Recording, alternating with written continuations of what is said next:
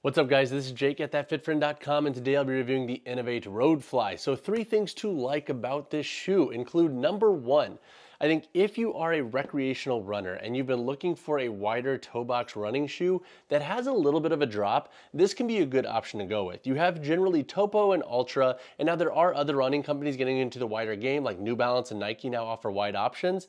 But there are limited options in my opinion if you want a truly wide toe box without an aggressive taper that has a bit of a drop to it, and this model kind of ticks that box. So with the forefoot you have a pretty wide base here for toe splay and wider feet, and the upper isn't so aggressive to where you can kind of have a little bit of space here with the volume, but you also have a 6mm drop in the shoe. So if that's been something you're after, I think you'll feel right at home with this model. They felt very smooth for my runs because I often run with a shoe with a bit of a drop, but I don't always have a wider toe box, so it's been really fun kind of breaking these in and feeling this combination outside of just like my Pegasus model that's wide or some of my wider New Balance models. The second thing to like about this shoe is just how lightweight it is. If you love lighter weight running shoes, I think you'll enjoy this model. The mesh and knit upper of this model breathe really well, and with the PowerFlow Pro midsole foam, it moves really well and it's super lightweight. So it has a softer density to it, so it breaks in really fast, feels very light on the feet, and it's generally pretty comfortable for most running asks and walking asks. This is a shoe that I'll slap on my feet and take my dog for longer walks,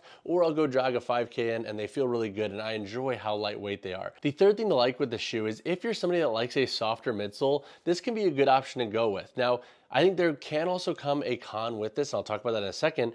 But when it comes to just the general ride comfort of this shoe, and when it comes to my general running ass, so the main ways I have used this shoe to just give you more context has been for short interval runs ranging from 400 meters to 1200 meters. So think high rock style running, cross training style workouts, and then also for slower 5Ks. I've used this model for a lot of recovery runs and a lot of 5Ks that have hovered anywhere from 8 to 9-ish minute paces, just to kind of do a tune up, get my body in check before I start logging more miles before the summer month. I've also used this shoe for a lot of incline treadmill walking and for daily wear, and it's been pretty comfortable with its ride comfort. So for the more recreational runner and the runner that I think likes a softer midsole that doesn't necessarily worry about bottoming out that midsole, this can be a good option. But now let's talk about a couple of cons that I've noticed with the Roadfly. So the first con that I have with the Roadfly, and this is something that's been really interesting with this shoe because I actually didn't pick up on it as a con until I was like 6 runs in with this shoe, but when you are going aggressively uphill, and when you are really digging into the forefoot of this shoe, I'm curious if you had this issue as well if you bought the Roadfly. I was noticing that I was having a bit of heel slip. And so I had to literally stop and crank the laces tighter to get this shoe to really lock down my foot. And I think because this shoe is so lightweight and there isn't a ton of structure back here to the boot to help lock that boot down, it almost pulls the shoe down when you're really getting into the forefoot and really flexing into that shoe going uphill. So that said, if you're constantly bombing inclines, or if you're doing a lot of pace running on hills or very aggressive incline runs, this model can have some issues I think there for certain foot anatomies. Now this might not be an issue for everybody, but I did pick up on it, and I did look at actually a couple of reviews, which I generally never do before reviews, just to see if I was just out of my mind and crazy, and I did see other folks having this issue as well. The second con that I have with this shoe, and I kind of talked on this in my first, or at least alluded to it, is that with this midsole, it is super comfortable, super lightweight, very soft. But if you are somebody that constantly has to battle bottoming out your running shoes, this might be an issue that you have with this model. You don't have a super high stack height up here in the forefoot, and with this heel, I think with how it's flared out and how it also has a slightly lower stack height, I could see some runners who might run a little bit on the heavier side bottoming out the shoe and finding them uncomfortable. So definitely keep that in mind if that's something you constantly battle. I don't think it's going to be one of those issues that plagues everybody, but definitely for my heavier runners out there, or for runners who just don't like having that bottomed out feeling or that softer feeling or that kind of more like slow feeling at times, that could be an issue I could see you having with the PowerFlow Pro midsole. But now let's talk about the performance of the Roadfly. All right, performance-wise in the Roadfly, I have not done crazy long runs in this shoe. That is not in my programming right now. I am very deep into snowboard season, so a lot of my runs have been focused on high rock style workouts and more short intervals, and then also 5K runs. So anywhere from 3 miles, generally, I will typically push to 4 and 5 sometimes. I've done one 5-mile run in this shoe, for example, but in this season of life and with my running journey, long runs have not been a go-to for me. So just keep that in mind. If you're looking for super long distance run focused reviews on the shoe, I'm not gonna be your best Northwest guy. I'm your guy for interval runs, daily wear, and then also some 5Ks. But let's dive in now. So with these short runs and the interval runs, this model I think does a really good job for that context. And I think there's three things that I like with this shoe for that, and then there's one kind of hesitation I have with that. Number one is I really like them for low incline treadmill interval runs. That type of incline doesn't cause that heel slip issue. The type of incline I'm talking about is a little bit more steep and gradient, but for short intervals on a treadmill, this model feels very lively, and I think that you'll really like how the forefoot feels and breaks in and moves for that ask. Also, when you're indoors, I don't think you're gonna have as much bottoming out issues on a treadmill just because of how the track is and how that force is dissipated through the ground. The second reason why I've liked this shoe a lot for interval runs is just with how lightweight and breathable it is. If you're constantly doing your interval runs indoors like a lot of us are, and you're in a hotter gym, I think the breathability of this shoe has helped keep it clean, but also just to help it breathe a little bit better and feel more comfortable in my foot. I also like that it breaks in really fast and moves with the foot pretty well. It's been a nice perk that's kind of helped me feel like I was in a more minimalist feel shoe without actually being in a minimalist shoe. The third reason why I've liked this model is the wider toe box. When you're doing faster runs, you're generally in your forefoot, so having a bit more room to splay those toes and propel yourself forward, it's been a nice perk with this shoe. Now, my gripe with this model for interval runs is, again, if you're outside tackling inclines and declines, I could see the security of this upper being a problem for you if you don't have them cranked necessarily very tight. So definitely keep that in mind. Now, when it comes to my slower pace runs, I've really enjoyed this shoe. It feels very smooth and very easy to wear for most of those running styles. Now, I don't bottom out this shoe, so I won't be in that party of having that as an issue. And so that said, when I'm doing my slower runs, I am generally a midfoot, sometimes heel striker. Really depends on how slow I'm going and how fatigued I am. But in both of those styles, honestly, I haven't had many issues. The heel bevel is just enough to create a nice smooth transition. And then I think with the base here and with this medial sidewall and arch, you do get a light support without it feeling overbearing if you're really digging into that midfoot when you're running. So for more casual stuff, I think this model does a really good job. And again, for your longer distance runs, I think the main issue that I could see folks having with this shoe is, again, is just almost feeling too soft or compressing too quickly. And so that's why I think I've been really stoked on them for intervals and short runs. The midsole just doesn't take as much of a beating. So for long runs, definitely keep that in mind. Check out other running focused reviews on that who have really abused this shoe for that main ask. For daily wear, I really like this model. It feels lightweight, breathable, and having that little bit of a drop, I think actually makes it a little bit easier to wear on days when I'm taking the dog for a super long walk and I'm using it for recovery, because it just makes it feel a little bit more smooth. And in my neighborhood, we do have a lot of subtle inclines and declines, and so I think that does also help contribute to this shoe's general comfort for the daily wear component. I also like that you have a full rubber tread. It has held up really well, and it grips pretty dang well on most surfaces. To be quite honest with you, when I had that heel slip issue in this model, it really bummed me out because I was like, this could be a sick high rock shoe with the sleds and turf, but I tread lightly before recommending them for that, because with the incline issue, I don't necessarily this is going to be a foolproof model for that, and that might have to be something that you play with the shoe before you buy. So all that to say, for interval runs, I would give this shoe a strong 8 out of 10. As long as you're not going up super steep inclines, you should be fine in them. For slower, more casual 3 to 4 to 5 mile runs, I would give this shoe a 7.5, 8 out of 10. Very easy to wear, very lightweight. If you want a lower toe box with a higher drop, the shoe makes a lot of sense. And then for daily wear and just general walking comfort, I would give this shoe a strong 8.5 out of 10. It feels very casual, it's easy to slip on, and in that context, you don't really have that slip issue. It's only really when you're going up steep inclines, but maybe that'll take more time to break in. I mean, I've already given these a month, so I don't know how much more time I need to break that in. And now just one quick point on this shoe for its workout performance. I have also used this model for a lot of cross-training workouts where I was doing lighter lifts, but then also shorter runs and also some sled work.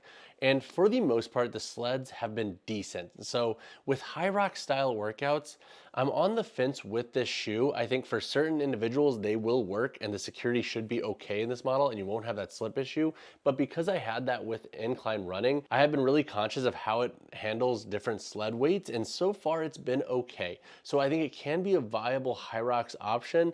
But before you go to your race, if you invest in the shoe for your high rocks event, make sure you test them on turf and the sled weight that you'll be pushing in your event, because I do not want you coming back to this video and saying, dude, I had heel slip in this shoe and I blame you for it. I'm giving you forewarning. I think they could be a really good player for high rocks workouts if the security of the upper works for your foot anatomy. But wrapping all that up and putting it into grade school terms, I would give this shoe a B- on the report card. When breaking down the price of the Inov8 Roadfly, you can expect to pay around $130. Honestly, this is kind of right in line with what you're going to be paying for more recreational running shoes. They're not so hyper focused to where you're going to be paying for anything more premium. And so if you do again want that wider toe box, a little bit of drop shoe that's pretty dang comfortable, I do think that price point can make sense. And now if you can find an Inov8 coupon, that's a big win, because I think if you can knock this price point of the shoe down to 110, 120, then it makes a lot of sense for the value and what you're getting out of it. All right, so now who should buy the Inov8 Roadfly? Number one, wide toe box lovers that like a little bit of drop. This can be a really good option to explore, or at least add to your radar in the sense of potential options to go with if that's something you're after. The second context where I think this shoe makes a lot of sense is if you just want a running shoe for more recreational, slow, and just chill indoor runs and outdoor runs, this shoe makes a lot of sense. I can see this as being a really good recreational shoe, beginner, intermediate running shoe for anybody who likes to just do a few miles for recovery or for interval purposes throughout their week. The third context where I think this shoe makes a lot of sense is if you don't like aggressive sidewalls or a lot of bulk to the upper in your running shoes, this shoe I think will feel right at home too, with just how lightweight and flexible it is and how minimalist the upper feels. I think you'll enjoy the kind of more sock-like fit that comes along with them. Now, who should pass on this shoe? Number one, honestly, I feel like if you're a heavier set individual and you constantly bottom out your running shoes, you may want to pass on this model for the midsole just being a little bit too soft. Number two, if you have an exceptionally narrow foot, you might also want to pass on this shoe. I was running into the security issue and I have an E to double E with foot. So if you have a narrower foot, I could see that security issue being a bigger problem for you on even maybe potentially less steep incline settings. The third context where I think you should pass on this shoe is if you want a little bit more support with your running shoes in the sense of arch support, but just also sidewalls, this can be a really great option if you're a minimalist lover. But if you like having a bit more bulk and structure, this is not going to be the best model for you, and I fear that they're going to be a little bit too soft for your needs. All right, when it comes to sizing and fit of the Roadfly, I think most individuals should be safe going true to size in this shoe. Now, exceptionally narrow feet, you may want to consider going with a different option because the toe box might actually feel a little bit too spacious for you, especially with that upper volume. But for medium E to double E with feet, I think you should be safe going true to size in this shoe. And if you have a 3E or 4E foot width, you may want to actually go up a half size in this model. I would also suggest checking Inov8's site and seeing what other folks have reported on, but I have an E to double E with foot. I wear a 10 in all of my shoes. This is a 10, and they feel pretty dang true to size. I have about a half a thumb's width length up at the end of the toe box, and I personally like that because with it having a wider toe box, I like a slightly snugger fit because I like to do a lot of faster paced runs, and so a slightly snugger shoe that's not necessarily conking at the end of my toe box is generally preferred by me. And to wrap that up, I think D, E, double E with feet, true to size should be a safe call. 3E, 4E width, you may want to go up a half size. Narrow feet, I would say tread lightly before you invest in this shoe, and keep in mind that you may need to return them if they're too wide for you. All right, so when it comes to the weight, heel, toe drop, and insole in the Inov8 Roadfly, for my size 10 shoe here, we have a weight of 9.05 ounces, so definitely on the lighter side for a shoe. The drop of this model sits at 6 millimeters, and you do have that thin foam removal insole, and that comes in this boomerang footbed here, so this is that insole that has that bit of structure and for that more proprioceptive feel in most Inov8 models. All right, now let's break down the construction of the Inov8 Roadfly. Up here on the toe box, you have an extended outsole layer that wraps up, and then you have that Power Flow Pro midsole that runs around the entirety of the shoe. Now, it does have a little bit of a flaring here at the heel to help give you additional base, and there's a bit of an arch here, so you will feel that to a degree. There's a bit of taper there, but I don't honestly find it so off-putting, and maybe it's because this material is so soft,